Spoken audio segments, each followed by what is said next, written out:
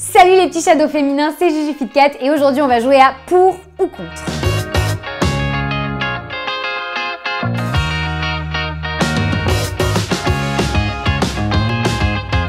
Pour, totalement pour, parce que avec le métier qu'on a, c'est vrai qu'on a la barrière de l'écran en fait, tout simplement.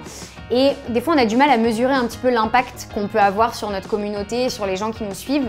Et les voir en fait en vrai, ça permet de réaliser un petit peu que toutes ces personnes, elles sont pas juste là derrière leur écran. Et quand on a ces moments-là où on rencontre nos abonnés qui sont archi positifs à notre égard et qui nous donnent tellement d'amour et de good vibes, ça recharge pour l'année à venir et ça donne envie de continuer ce qu'on fait, donc totalement pour.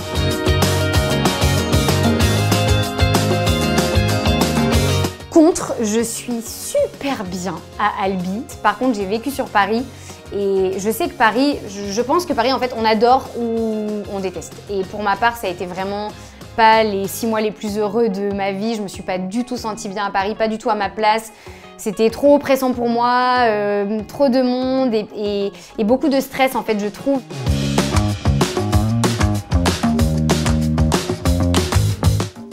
Totalement pour, étant donné que j'ai déjà sorti mon premier livre 50 nuances de patates douces qui marche super bien et qui permet en fait à mes abonnés de m'avoir encore plus auprès d'eux à la maison et que j'écris mon deuxième livre actuellement.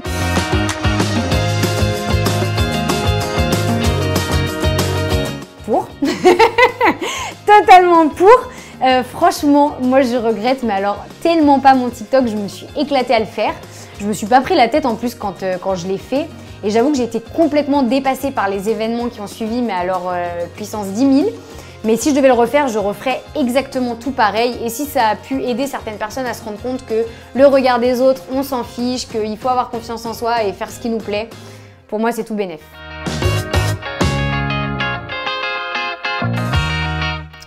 Contre, parce que je m'éclate beaucoup trop, encore une fois, sur YouTube. Ça me permet vraiment de faire passer des messages plus longs et plus profonds, je pense, à mes abonnés, de vraiment prendre le temps de discuter avec eux, ce que ne me permet pas encore de faire TikTok. Donc non, YouTube, c'est vraiment c'est trop important pour moi aujourd'hui pour laisser tomber.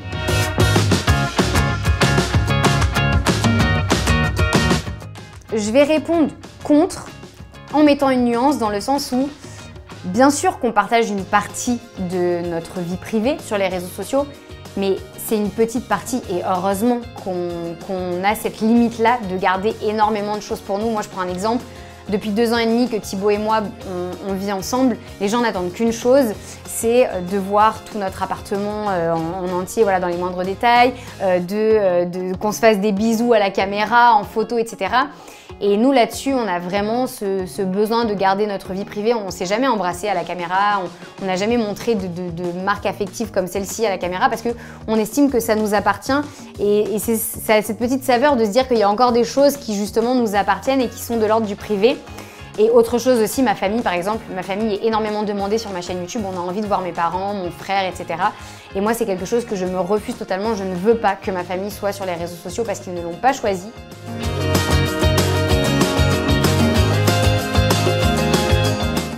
Pour. Alors je suis pour. C'est trop cool de partir en vacances avec ses potes, encore plus à l'étranger pour découvrir des nouvelles cultures, des nouvelles façons de vivre et tout. Non, franchement, je suis totalement pour.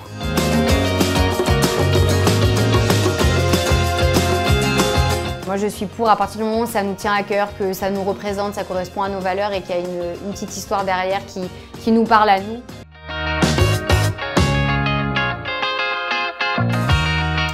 Contre, parce que je pense que c'est important qu'on garde quand même notre identité, chacun de notre côté, que les gens ne nous associent pas tout le temps ensemble. Moi, quand j'ai lancé ma chaîne YouTube, j'ai mis 8 mois, je crois, oui c'est ça, 8 mois facile à le faire venir pour la première fois sur ma chaîne.